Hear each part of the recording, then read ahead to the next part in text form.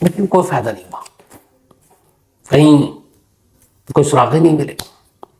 2-3 दिन बीत गए, पुलिस के हाथ कोई क्लू नहीं। इधर इलाके में एक कटा हुआ सर मिला जो हेलमेट के अंदर है, ये भी बड़ी अजीब बात थी। पैर अलग मिले, धड़ अलग मिला, बातें फैली, न्यूज़पेपर में खबर आई। तो पुलिस के आला अफसरों को ही फोन आया कि भाई ये क्या है, लोग डरे सहमे हैं, केस को सॉल्व करो। अब पुलिस लगी हुई है लेकिन कोई सुराग मिल नहीं रहा। फिर पुलिस ने कहा कि चलो पूरी तरीके से पहले जो मकतूल है उसी को समझते हैं, मिसेस शेट्टी को। तो पता चला का इलेक्ट्रॉनिक का शॉप था, दुकान जाती थी, खुद दुकान चलाती थी, ठीक ठाक आमदनी होती थी।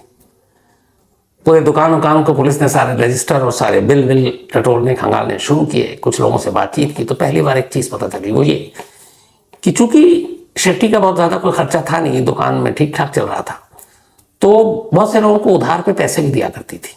और बाकायदा उन लोगों की एक डायरी मेंटेन थी जिसमें था कि किससे कितना वसूलना है, किसने कितना दे दिया, किसका माइनस बचा, किसका प्लस है।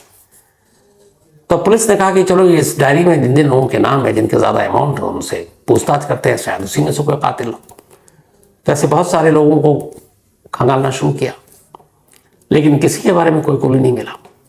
इस दौरान में पुलिस ने लगभग 1000 सीसीटीवी कैमरे खंगाल डाले, उससे भी कोई क्लू नहीं मिला।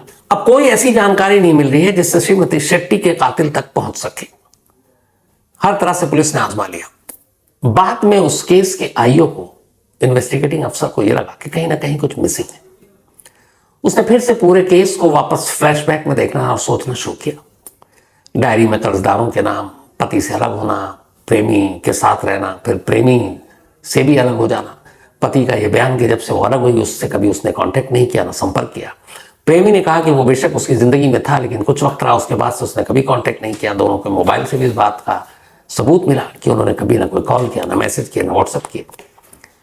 तो फिर सारे सीसीटीवी कैमरे भी देख डाले, उसमें भी कोई ऐसी चीज नजर आई। तो फिर कातिल कौन?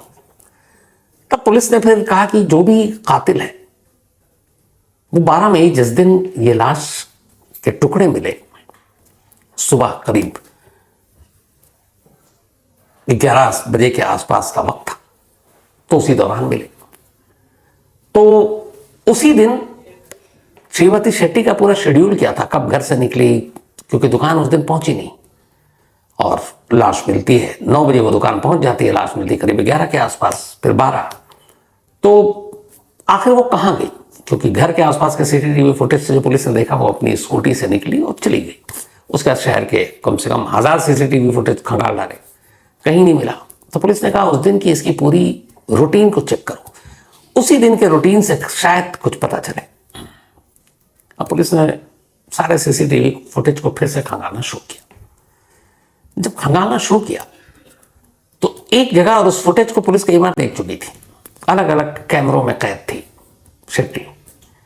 एक जगह एक सीसीटीवी कैमरे में सिर्फ 2 सेकंड का एक फुटेज था, सिर्फ 2 सेकंड का। और वो 2 सेकंड के फुटेज में ये तस्वीरें दिखाई दी कि शेट्टी स्कूटी पे जा रही है, अचानक स्कूटी रुकती है, बराबर में एक बाइक वाला, और यूं घुमाती है गर्दन और उससे कुछ कहती है और यूं निकल जाती है। सिर्फ 2 सेकंड। 2 सेकंड में स्कूटी रुकी, उसने यूं कुछ कहा और स्कूटी आगे बढ़ गई, बस। अब इसमें ऐसी कोई चीज तो थी नहीं कि जिस पर कोई शक हो। और भी जगह पे सब कुछ देखा लेकिन कुछ मतलब सुराग ही नहीं मिला।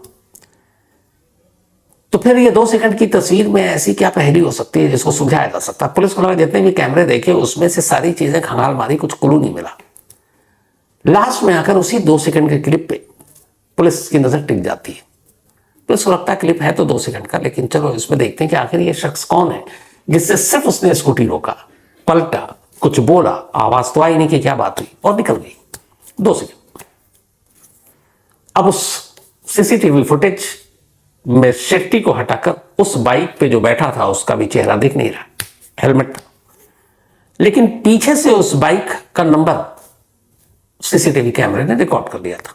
2 सेकंड के उस फुटेज में उसको जूम करके, क्लीन करके उस नंबर को निकाला गया और उस नंबर के थ्रू पुलिस को उसके मालिक का पता चला। कि वो बाइक जो है वो जोनास सैमसन नाम के एक शख्स की है जो उसी इलाके में रहता है, और वहीं समंदर किनारे शाम को वो अपने कबाब के ठिया भी लगाता है। रजिस्ट्रेशन नंबर से सैमसन का पता चला। इसके बाद पुलिस उसके घर पहुंचती है। जब वो उसके घर पहुंचती है, तैसी दस्तक देती है, अचानक सैमसन सामने आता है, लेकिन सामने पुलिस को देखकर वो उल्टे पैर भागता है और भागते ही अंदर का दरवाजा बंद कर लेता है।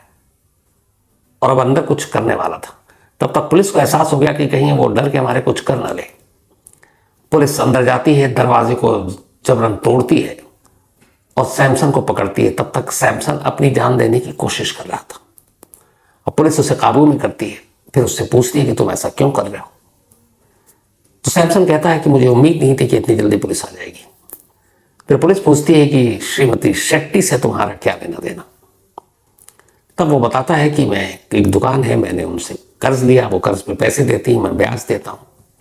अब पुलिस ने वो डायरी खोली जिसपे शेट्टी जिन जिन लोगों को पैसे देती थी, उनमें एक नाम उसका भी था, लेकिन वो नाम पूरा नहीं था। इसका नाम जोनास सैमसन था, उसमें सिर्फ सैमसन लिखा हुआ था। अब वहां इस नाम के बहुत सारे लोग थे। तो पुलिस पूछती है, फिर तुमने कत्ल किया? पहले वो इनकार करता है, फिर मान जाता है, फिर वो कहानी सुनाता है।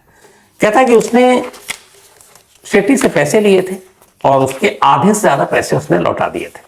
कुछ पैसे उसे लौटाने थे, उसके लिए उसने मोहलत मांगी थी और वो बीच बीच में लौटा भी रहा था। लेकिन वो हमेशा लोगों के सामने बेइज्जत कर पैसे मांगती थी जो लोग पैसे नहीं देते थे, और बोला मेरी अपनी भी एक इज्जत थी। तो कई बार उसने मुझसे कहा, मेरी बीवी के सामने एक दो बार वो घर आ गई और उसने बहुत बुरी तरह से जलील किया और कहा पैसे नहीं दोगे तो ये कर दूंगी, वो कर दूंगी। मुझे गुस्सा आया। मेरी बीवी ने कहा कि तुम जो भी करते हो उसके पैसे लौटा दो। तो मैंने ज्यादातर पैसे लौटा दिए, बस कुछ पैसे बाकी थे। तो उसका 2-3 दिन से फोन आ रहा था, मैं उठा नहीं रहा था। इत्तेफाक से उस दिन जिस दिन ये इंसिडेंट हुआ, उसने बताया कि उसका एक मैसेज आया कि अगर तुमने पैसे नहीं दिए तो मैं कल तुम्हारे घर आऊंगी पैसे मांगने। अब उसे लगा कि वो पैसे मांगने घर आएगी, फिर बीवी के सामने बेइज्जत करेगी, तो उसने कहा मैं तुम्हें लौटा दूंगा, घर आने की जरूरत नहीं है। लेकिन उसे पता था वो आएगी। इत्तेफाक से जब ये जा रही थी तो सैमसन के घर की तरफ ही जा रही थी, वारदात वाले दिन 12 मई को, और सैमसन घर से निकला था। जो 2 सेकंड का फुटेज था, उस फुटेज में ये था कि ये अचानक उसको सैमसन दिख गया और उसको शेट्टी दिख गई।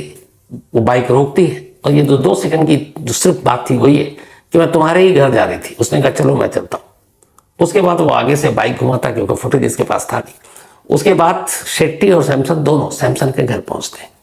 घर जाने के बाद वो कहता है मुझे थोड़ी और मोहलत दे दो, लेकिन वो चीखती चिल्लाती है, उसकी बीवी के सामने उसकी बेइज्जती करती है। उससे गुस्सा आता है, वो कहता अच्छा अंदर आ जाओ, पैसे ले लो। जैसे ही वो अंदर जाती है, गुस्से में वो उसके सर के ऊपर कोई वजनी चीज मार देता है।